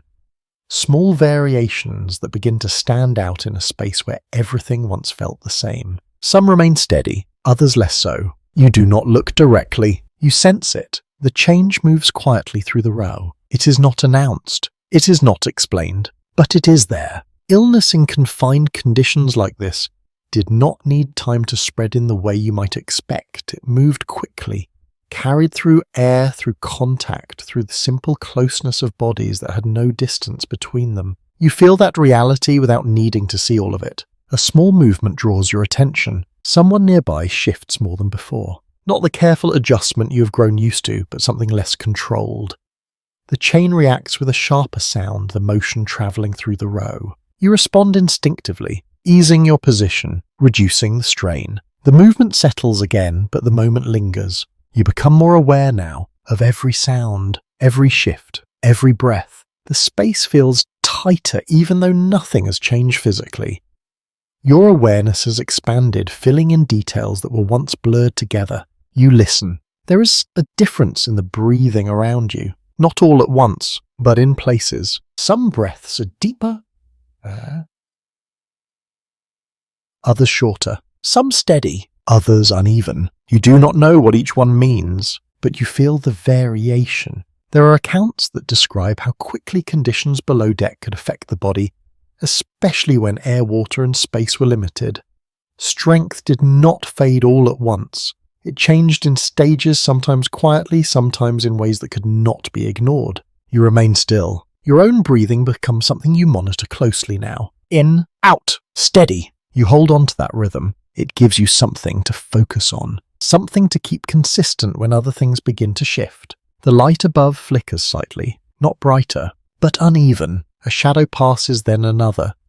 The opening remains small, but its presence feels more important now, as if it connects you to something beyond this space in a way that matters more than before. You look toward it briefly, then lower your gaze again. There is no answer there, only distance. A quiet thought forms, not fully shaped, more like a question that does not complete itself. How long can this continue? The thought fades as quickly as it appears. There is no way to measure that here. No clear beginning, no clear end, only continuation. You shift your hands again, carefully. The movement is small, but it helps. A slight release of tension, a change in pressure that your body registers immediately. You settle once more. Around you, the shared stillness deepens. Not complete, but more present. Fewer movements, longer pauses between them. The chain rests more often without them.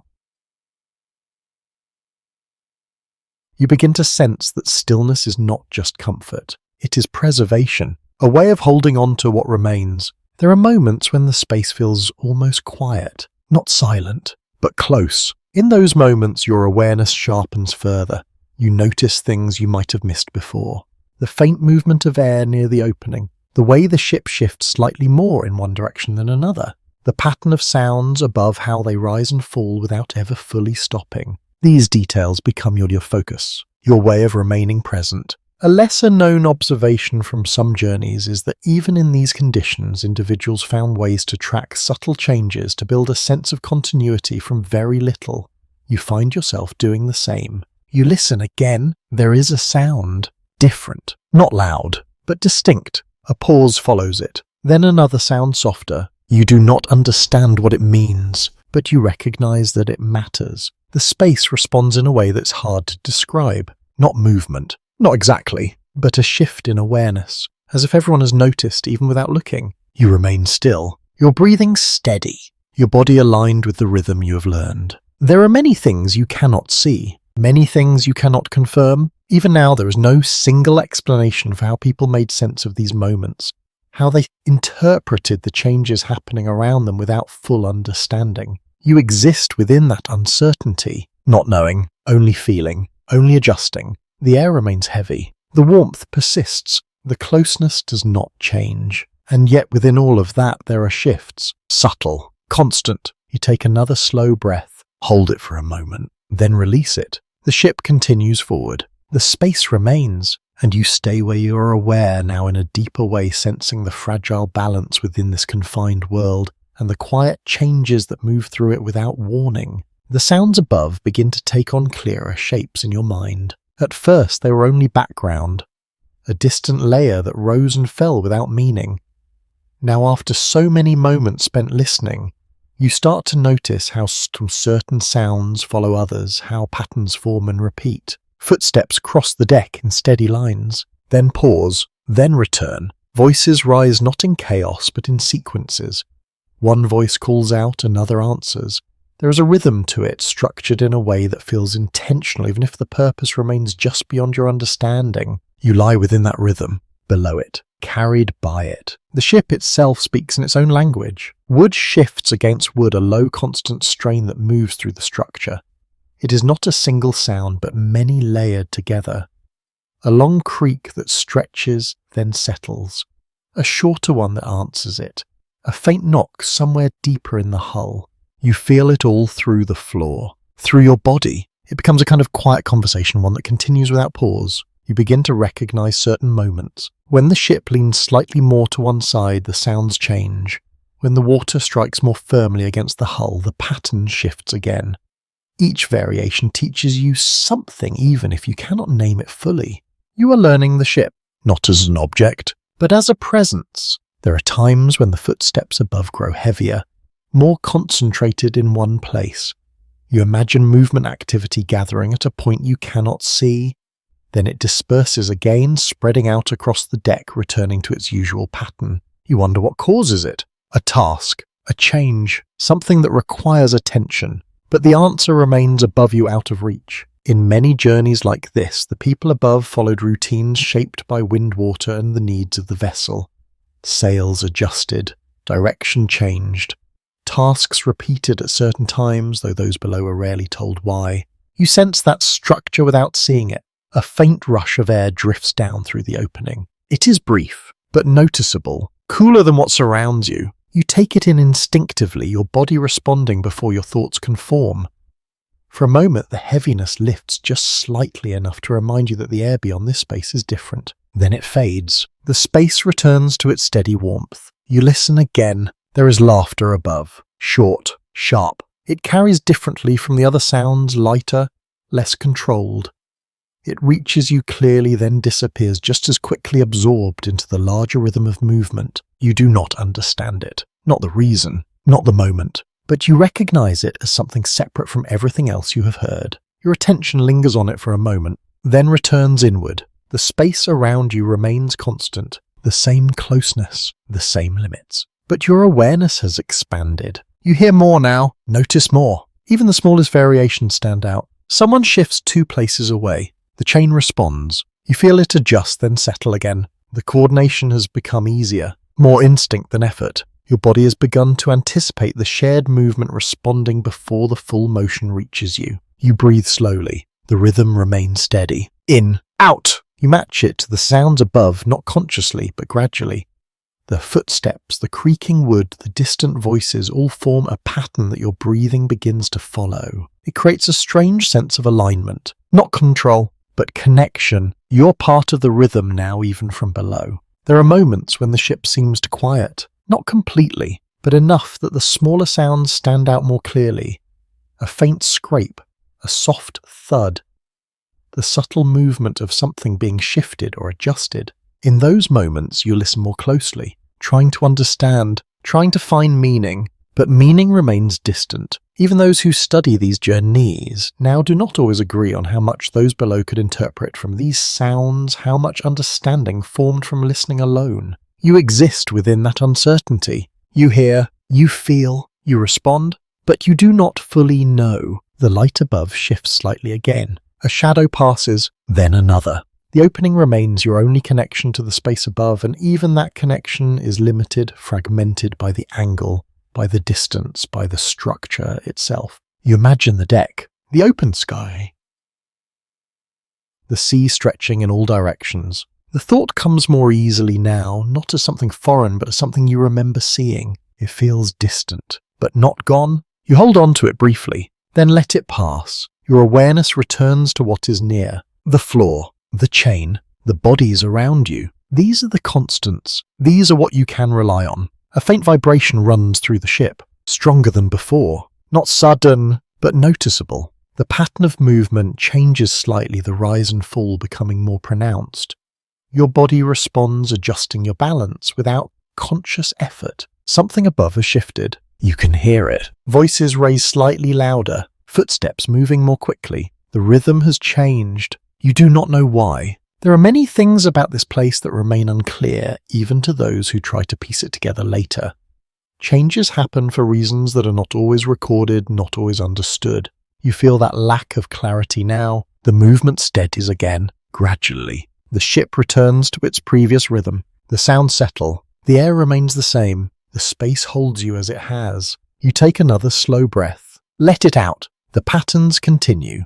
Above, below, within, and you remain in place, listening more closely than before, aware now of the layered world that surrounds you even when you cannot see it. The change does not begin with movement. It begins with a feeling, a quiet shift that moves through the space before anything visible follows. You notice it in the way the air feels slightly tighter, in the way your body responds without clear reason, as if preparing for something it cannot yet define. Then the sounds above change, not in volume, in quality. The footsteps lose their steady rhythm. They come faster now, less spaced, crossing over one another in ways that feel less controlled. Voices follow, sharper, rising more quickly, carrying a tension that was not there before. You listen. Your attention lifts again toward the faint opening. The light flickers, not dimming, not brightening, but shifting unevenly as shadows move across it more frequently. Something above is happening, something that disrupts the usual pattern you've begun to understand. The ship tilts slightly, more than before. Your body reacts instantly, adjusting to maintain balance. The movement is stronger now, the rise and fall less predictable. The floor beneath you feels less steady, the rhythm more uneven. The sea has changed. You feel it before you fully understand it. Water strikes the hull with greater force, each impact sending a deeper vibration through the structure. The sounds are louder now, less distant, more immediate. The ship responds. Wood strains. The low creaks become sharper, more frequent, as if the entire structure is adjusting to something larger, pressing against it. You steady yourself again. Your hands press lightly against the floor. Your posture shifts. You follow the motion as best you can. Above, voices rise again, faster now, shorter bursts. You cannot understand the words, but you recognize urgency in the tone. It carries through the wood, through the air, through the narrow space between you and the deck. There are times when the sea grows rough enough to change everything on the ship, forcing those above to adjust quickly, to secure what might shift to respond to forces that cannot be controlled. You are inside that moment now. The ship lifts, then drops, more sharply than before. Your body follows not by choice but by necessity. The chain shifts with you, the movement spreading through the row in a wave that is felt by all. Someone beside you moves more suddenly. The chain reacts. You adjust. The coordination becomes more urgent and now less smooth than before. Each movement carries more weight, more impact as the ship's motion grows stronger. You focus on balance, on breathing, on staying steady within the space that allows so little room for error. The air feels different again, not just heavy, pressing, as if the space itself is responding to the movement of the ship. You take a breath and feel it catch slightly, not from lack, but from the way your body is reacting to the shifting ground beneath you. You slow it down. In, out, measured, deliberate. The rhythm is harder to maintain now, but you try. Above, something moves across the opening. A shadow passes quickly, then another. The light shifts more rapidly, broken into fragments that flicker against the wood. You hear a sound, louder than the others. A heavy thud, then another. Something being secured, something shifting into place. The ship leans again. Further this time, your body tilts with it, your balance tested in a way that feels new.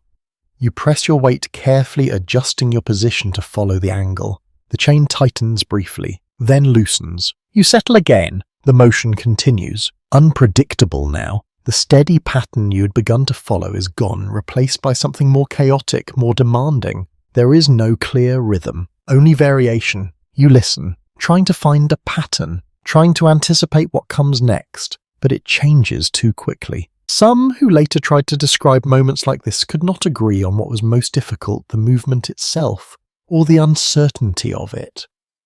The way the ship no longer followed a steady path but responded to each shift in the water without warning. You feel that uncertainty now. Each rise feels different. Each drop carries a new sensation. Your body responds again and again, adjusting without pause. The sounds of the sea are louder, closer.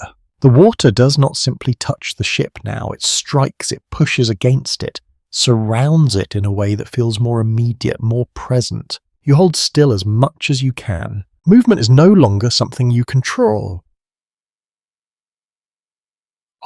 It is something you endure. The space remains the same closeness, the same limits, but everything within it feels amplified. Every shift, every sound, every breath. You glance upward again. The light is still there though, broken, uneven. It reminds you that there is something beyond this space even if you cannot reach it. You lower your gaze, return to what is near, the floor, the chain, the presence of those around you. These are your anchors. The ship rises again, then falls. The motion continues, relentless. You breathe, in, out, holding onto the rhythm as best you can, even as everything else shifts. The moment stretches. You do not know how long it lasts. Time loses its shape here, dissolving into the movement, into the repetition of rising and falling without clear beginning or end. Eventually the motion begins to ease, not suddenly, gradually. The tilt lessens, the rise softens, the drop becomes less sharp, the sounds above change again, voices settle, Footsteps return to a steadier pace. The ship finds its rhythm once more. Your body follows, adjusting back, finding balance again. The chain rests more quietly. The shared movement becomes smoother. The space returns to its previous state. Still confined, still heavy, but less chaotic. You take a slow breath. Let it out. The moment has passed, but its presence lingers.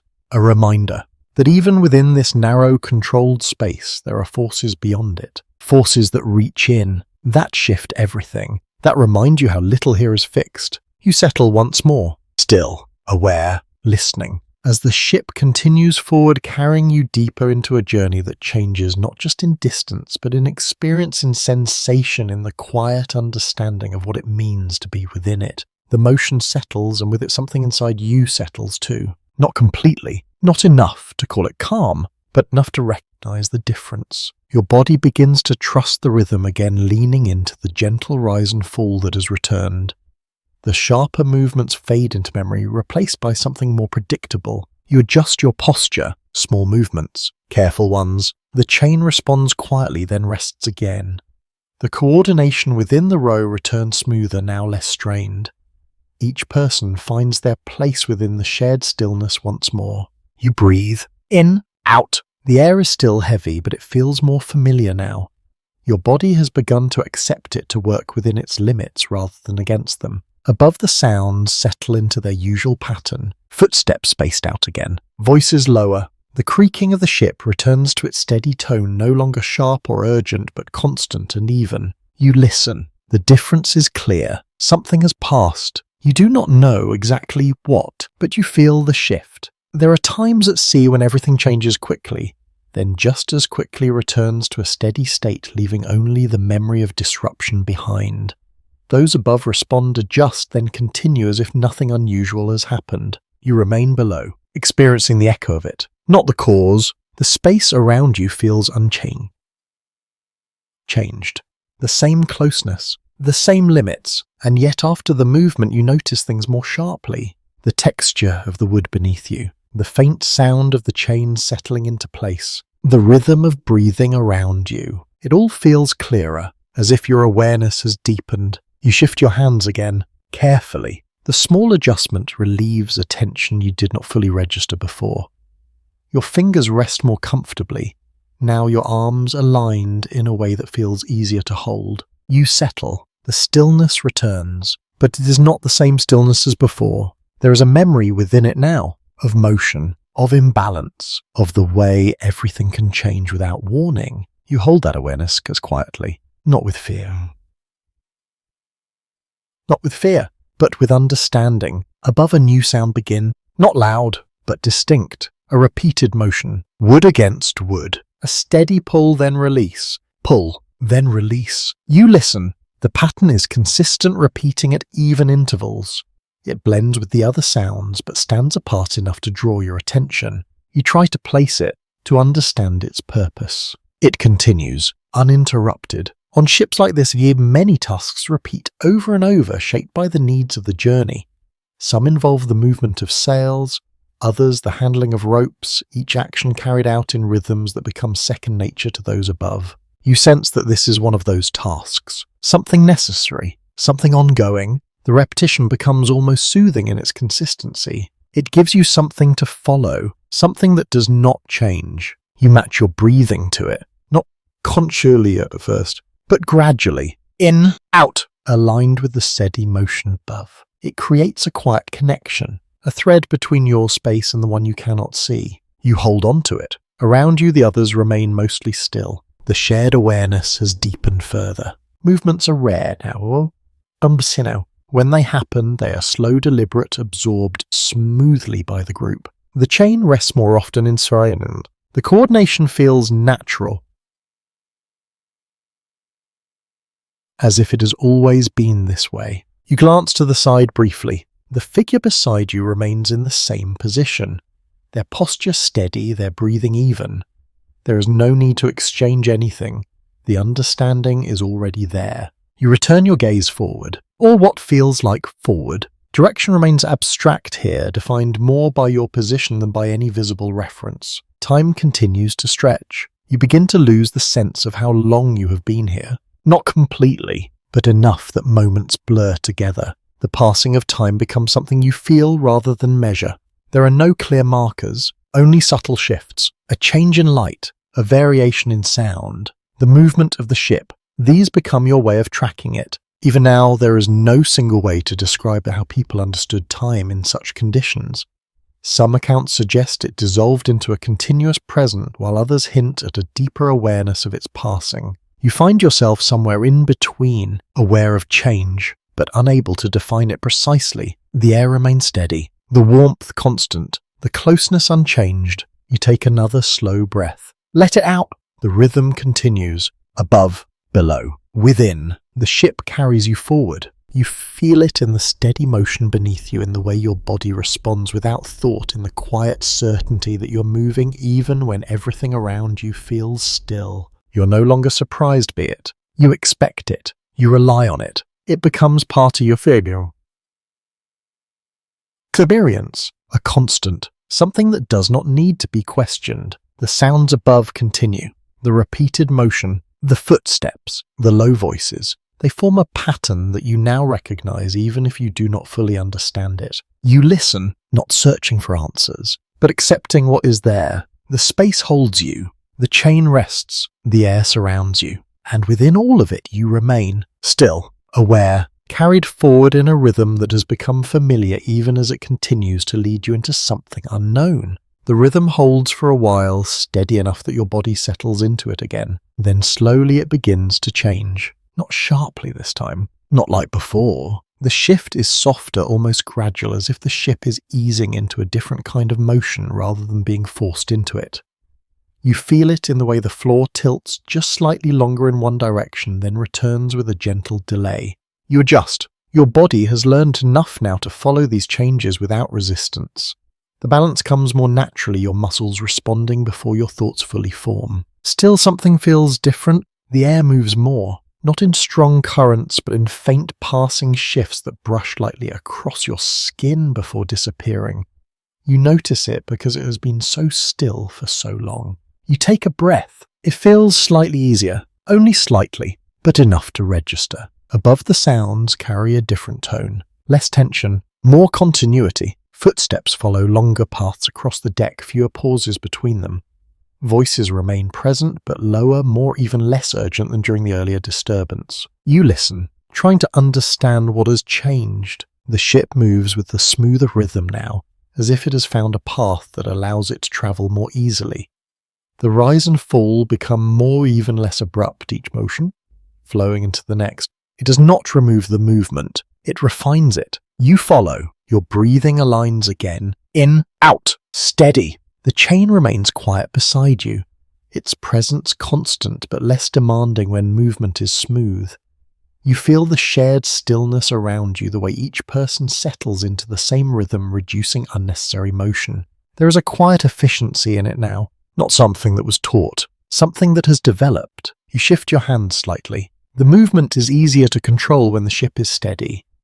You adjust your fingers, then let them rest, feeling the small release of tension that follows. You settle again. The light above changes, not suddenly. It fades in a way that suggests something outside your view is shifting. The brightness lessens, the shadows deepen, the contrast softens. It feels like evening. Even without seeing the sky, your body senses the transition. The temperature shifts slightly, the air cooling just enough to notice. You take another breath. It carries a faint difference. Less weight, more space, not enough to change everything, but enough to remind you that the world beyond this space continues to move through its own cycles. On long journeys like this, the passage of day into night becomes one of the few remaining markers of time, even for those who cannot see the horizon. The changes are subtle, but they remain consistent. You hold on to that, the idea that time is moving. Even here, a sound drifts down from above. Different from the usual patterns, longer, drawn out, it carries a tone that feels less structured, less tied to a task. It lingers in the air before fading, leaving behind a quiet space where it had been. You listen, trying to place it. It does not repeat, it leaves you with only the memory of it. You return your attention to the space around you. The closeness remains, the warmth remains, but your awareness has adjusted again, allowing you to exist within it with less resistance. You notice how your body has changed, not physically in a way you can see, but in how it responds, how it conserves, how it moves left, how it holds still more easily. Stillness is no longer something you force. It is something you become. A faint movement passes through the row, someone adjusting. You feel it respond, then settle again. The coordination remains smooth. You are part of it now, fully. Above the steady motion continues. The repeated sounds, the shifting steps, the quiet structure of activity that carries on without pause. You imagine the deck again, the open air, the sea stretching outward. The image is clearer now than before, formed from memory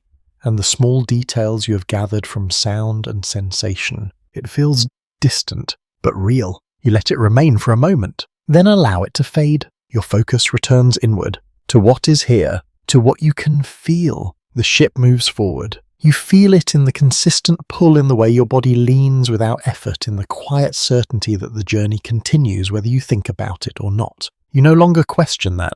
It has become part of the background, like the air, like the chain, like the sound of the sea. There are still things you do not understand, many things. Even those who later tried to describe journeys like this could not always agree on the details on what was felt versus what was remembered, on how each moment was experienced. You exist within that space of not knowing, not needing to define everything, only needing to continue. The light above fades further. The space grows dimmer, shadows deepen. The shapes around you soften into outlines rather than details. Night is settling. Even here, you take a slow breath. Let it out. The rhythm continues, gentle, steady, carrying you forward into another stretch of time that feels both endless and contained, where the boundaries remain the same, but your understanding of them continues to deepen. You remain still, aware, part of the motion, part of the quiet pattern that has formed around you. And as the darkness settles more fully into the space, you feel the day give way to night,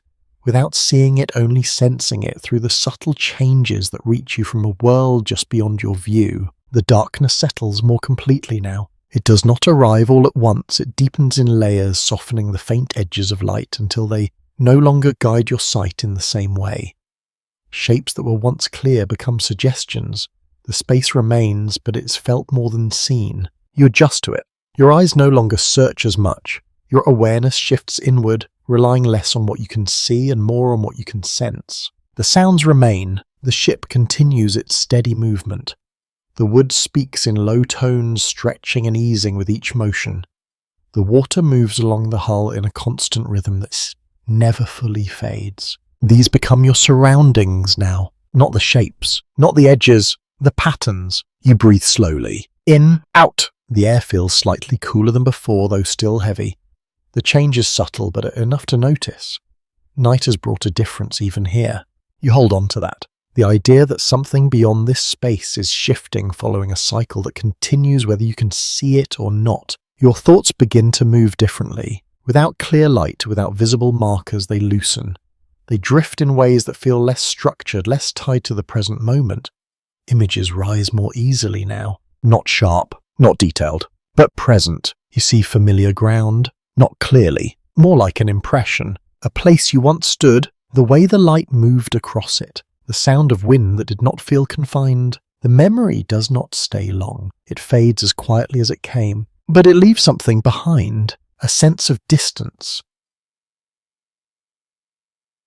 You return to your breathing. The rhythm steadies you. Around you, the others remain mostly still. The shared silence deepens. Not complete, but close. You hear small movements now and then. A shift, a faint adjustment. The quiet sound of the chain responding, then settling again. Everything feels slower, as if the night has stretched the space between moments. There are times during long journeys when memory becomes something more than recollection. It becomes a place people return to, not physically but mentally, as a way to move beyond what surrounds them. You feel that beginning now. Your thoughts drift again. A voice. Familiar. You cannot hear the words clearly, but the tone remains. It exists in your memory in a way that does not depend on sound.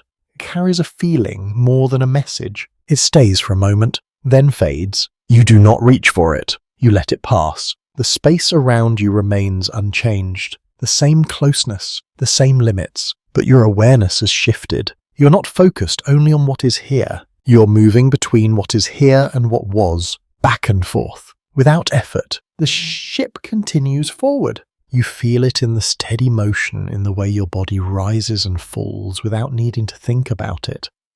It has become a constant something you no longer question. You are carried, not just physically, but through time, through memory, through moments that blend together. The darkness holds everything in place. It softens the edges of the present, allowing your thoughts to move more freely. Without clear boundaries, it becomes easier to drift. You do not sleep fully, but you are not fully awake either. You exist in between, in a space where awareness loosens just enough to allow something else to enter. A feeling, not tied to a single thought, more like a quiet presence. It does not demand attention. It simply exists. You breathe. In, out. The rhythm continues. It anchors you even as your thoughts move. There is no need to hold on to anything too tightly. Not the memories, not the present moment. Everything flows. Everything. You remain. Some who later tried to understand these experiences suggested that this in-between state, not fully asleep and not fully awake, became common during long nights at sea, a way for the mind to rest without fully letting go. You feel that state now. It is not chosen. It happens. The sounds of the ship soften, not because they disappear, but because your awareness changes. They move further into the background, becoming part of a larger quiet that surrounds you. The air remains steady, the warmth constant, the closeness unchanged. But within all of that, your perception shifts. You are less focused on the limits, more aware of the flow between moments. You take another slow breath. Let it out. Your body rests as much as it can. Within the constraints, within the space. You do not resist it. There is no energy for resistance, only for continuation. Your thoughts drift again, this time without clear images, only sensations, light, air, movement. They pass through your awareness without forming into something solid. You let them pass. The darkness remains. The ship moves. The rhythm continues. And within it you find a quiet place, not separate from your surroundings, but woven into them where your mind can rest, even as your body remains held in place. You remain there, between waking and sleep, between memory and present, carried forward in a silence that feels deeper than before. At some point the air changes again. It is not immediate, not some sinwunk that arrives all at once. It begins as a faint difference, almost too subtle to notice unless you are already paying attention. A slight variation in the way each breath feels as it enters your body. You take another breath, then another. Yes, there is something there. A trace of something unfamiliar carried within the air that drifts down from above. It does not belong to the enclosed space. It comes from somewhere beyond it. You focus on it, trying to understand. It is not strong, but it lingers. A hint of something dry. Something that does not carry the same depth of water and wood that has filled your senses for so long. You breathe it in again, more carefully now. The difference is clearer. Something has changed outside. You do not know what, but you feel it. The ship continues its steady motion. Nothing in the structure around you suggests a sudden shift. The wood still creaks in familiar ways. The movement beneath you remains consistent. And yet the air carries a message. Something ahead. Something approaching. You lift your gaze slightly toward the opening. The light is faint, but it holds a different tone now. Less deep. Less softened by distance. It feels sharper in a way that is difficult to describe. You lower your gaze again. The space around you remains unchanged, but your awareness has moved outward, toward what might be beyond. There are moments on long sea journeys when the presence of land begins to announce itself before it can be seen. Changes in air and scent in the behavior of those above. Small signs that something new is near. You feel those signs now, not as certainty, but as possibility. Above the sounds have shifted. Not dramatically, but enough. Footsteps move with a different pace. Slightly quicker in some moments, more concentrated in others. Voices rise a little more often, carrying a tone that feels more focused. Not urgent, but directed. You listen closely, trying to gather meaning from the patterns. The repeated motions you have grown used to are still there, but they are layered with something else now. A sense of attention being drawn forward towards something unseen. You adjust your posture slightly. The movement is careful, controlled. The chain responds softly, then rests again. Your body has grown used to this balance. The shared stillness remains, though it feels thinner now, as if something beneath it has shifted. Around you, others remain mostly quiet. But there are small signs of awareness, a slight change in breathing, a subtle movement that does not follow the usual pattern. It passes quickly, but you notice it. The air moves again. A faint current passes through the space, touching your skin for just a moment before fading. It carries that same unfamiliar trace. You breathe it in, hold it, then release. It stays with you, even after it's gone. There are many ideas about how people recognize the nearing of land without seeing it. Some pointing to scent, others to changes in sound or movement. No single explanation fully captures it. You do not need one. You feel it. The ship moves forward. The rhythm remains steady, but your sense of direction begins to change. You are no longer only moving through something. You are moving towards something. The thought forms quietly, without urgency, without clarity, but it remains. You glance upward again. The light holds its faint presence, but it seems closer, somehow more immediate, as if the space between you and it has narrowed even though nothing has physically changed. You let your gaze fall, return to what is near. The floor, the chain, the closeness of the SME. These remain constant, but your attention moves beyond them more often now, drifting outward, listening, sensing. The sounds above continue, more frequent, more layered. You hear the movement of objects being shifted, the repeated contact of wood, the low murmur of voices that rise and fall in patterns you cannot fully interpret. You listen, trying to understand, trying to anticipate, but the meaning remains just out of reach. You breathe slowly, in, out. The rhythm steadies you. Even as your awareness expands, the space remains as it has always been, confined, warm, unchanging, but something beyond it is shifting, and you feel that shift more clearly with each passing moment. You do not know what it means. You do not know what will come next, but you sense that the journey is moving towards something new. The idea settles quietly, not as hope, not as fear, just as awareness. You take another slow breath. The faint trace remains. You hold it for a moment, then let it go. The ship continues forward, carrying you through the dark, towards something that has begun to make itself known, not through sight but through the smallest changes that reach you from a world just beyond your grasp. The change becomes clearer with time, not all at once, but steadily. The air continues to carry that faint difference, and now it lingers longer, no longer passing through in brief traces. It settles into the space, blending with what was already there, altering it in a way that feels more certain. You breathe it in again. It feels drier, less heavy, still confined, still warm, but touched by something that does not belong to this enclosed world. Your awareness lifts once more toward the opening. The light has shifted. It's still faint, still filtered, but it holds a sharp edge now, as if it comes from a source that is closer, more direct. You cannot see beyond it, but you feel the difference. Above, the sounds have changed again. More movement. More voices. Not chaotic, not urgent, but focused. Directed in a way that suggests preparation, attention turning towards something specific. You listen closely. Footsteps gather, then disperse, then gather again. Objects are moved, set down, adjusted. The patterns you have come to recognize are still there, but they are layered with something else now. A sense of nearing. You do not know what that means in full, but you feel it. Your body responds in small ways. A slight tightening, a quiet alertness. Not fear exactly, not anticipation, something in between. The ship moves with the same steady rhythm. Nothing in its motion suggests a sudden shift, and yet everything around you suggests that something is different. There are moments when those above begin to prepare before land comes into view, adjusting the ship, organizing what must be done next.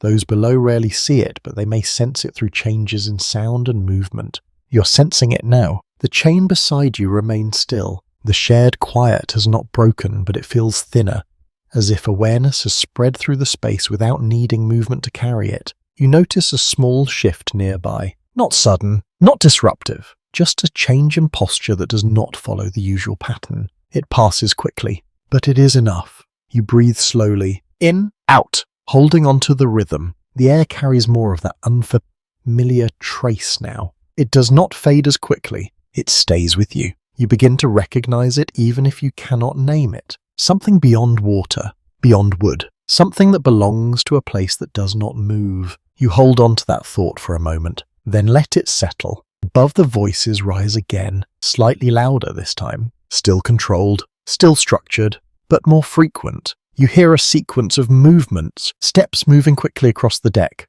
A pause, then a different set of steps, heavier, slower. The pattern continues. You listen, trying to follow it, trying to understand what is happening beyond your view. But meaning remains just out of reach. You feel the ship adjust slightly, not a sharp turn, not a sudden shift. Just a subtle change in how it moves through the water. The rhythm alters just enough to do. Notice, your body responds automatically, adjusting to the new pattern without resistance. You settle again. The space around you remains unchanged. The same closeness, the same limits, but your awareness stretches beyond it more often now. Listening, sensing, waiting. There is a feeling that something is approaching. Not visible, not confirmed, but present. You do not know what waits ahead. You do not know how it will change what you have come to understand as your world. But you know that it will. The thought does not come with clarity. It comes as a quiet certainty. You take another breath. The air carries that same difference. Stronger now. You hold it for a moment, then release it slowly. The ship continues forward. The sounds above remain active layered, filled with purpose. The light holds its sharper tone. The space around you remains still. And within all of it, you sense the nearing of something that has not yet revealed itself, but has already begun to shape everything around you. You remain where you are, still, aware, carried forward towards a moment that has not yet arrived but is no longer distant. The shift above you becomes unmistakable. It begins with the opening. More light spills through than before, not in a narrow strip but in a broader wash that reaches deeper into the space. It changes the shapes around you, soft outlines, becoming clearer for a moment before your eyes adjust again. You blink. The brightness feels unfamiliar after so much dimness. Then voices call out. Closer now. Directed. Hands reach down, guiding, pulling, urging movement where there has been stillness for so long. The chain is unlocked. The sensation is sudden. Not painful, but strange. The weight that has been constant, the connection that has defined your movement is removed. Your ankle feels lighter but also uncertain, as if it has forgotten how to exist without that steady presence. You do not have time to dwell on it. You're guided upward. Your body responds slowly at first. Your legs carry the memory of stillness, of holding one position for too long. Each step feels unfamiliar, as if you're learning the motion again. You rise, carefully. The space above grows brighter with each movement. The air changes, cooler, fresher. You feel it before you fully emerge. Then you reach the deck. The light meets you fully now. It is not harsh, but it is wide open, uncontained. The sky stretches above, pale and expansive, something your eyes take time to accept again. You draw in a breath. It feels different, lighter, easier. It fills your chest in a way that the air below never did. You pause for a moment, not but because your body needs it. Then you are guided forward again. The deck is active, movement in every direction, voices crossing, calling, responding. The structure you heard from below is visible now, forming patterns you can finally see. You're brought toward the side of the ship. The sea stretches out round you, endless, moving, but your attention is drawn elsewhere. Ahead, there is land. It rises in the distance, faint at first, then clearer as your eyes adjust. A line that breaks the horizon, solid and unmoving. You look at it, not fully understanding what it means, but feeling its presence. It is different from everything you have known on this journey. It does not shift. It does not rise and fall. It remains. Some people who crossed oceans for the first time describe the sight of land as both grounding and unsettling, something familiar in form, but entirely unfamiliar in meaning. You feel that contradiction now. You are guided again, toward the smaller boats waiting below. The process repeats. Careful steps, time movements, hands guiding you as you descend once more, though this time the direction feels different. You step into the boat, the motion returns, but it feels lighter now. The distance between you and the ship grows. You look back briefly. The vessel that held you seems larger from here, its height more pronounced, its presence heavier against the water.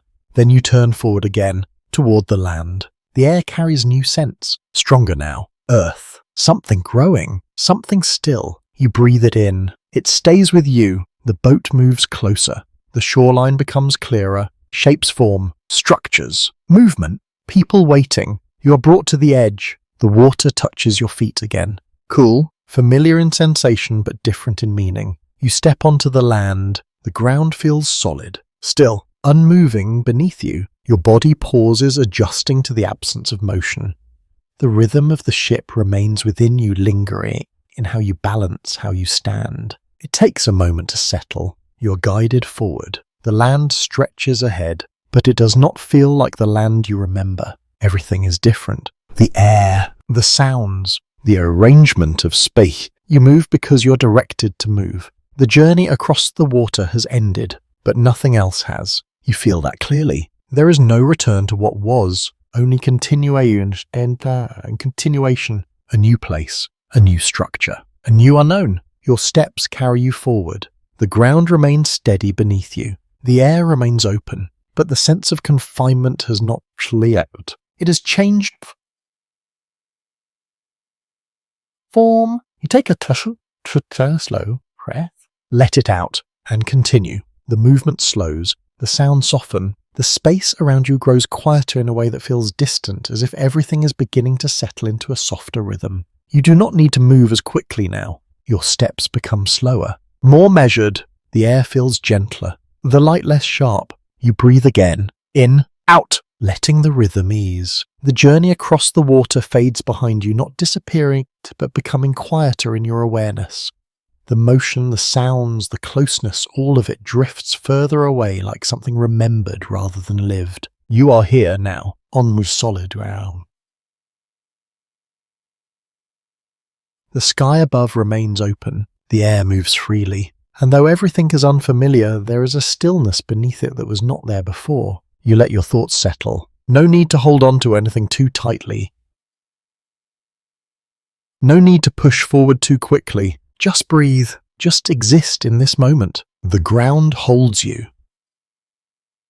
The air surrounds you, and the world continues slowly, gently, without asking anything more from you right now. Your breathing steadies, your body rests as much as it can, and as the sound softens further, blending into a quiet background, you allow yourself to drift into that calm, letting the edges of the day fade, letting the weight of the journey settle into something distant, something that no longer needs your full attention. You remain here, still, breathing, as everything slows, as everything softens, and the story comes to rest. Sweet dreams.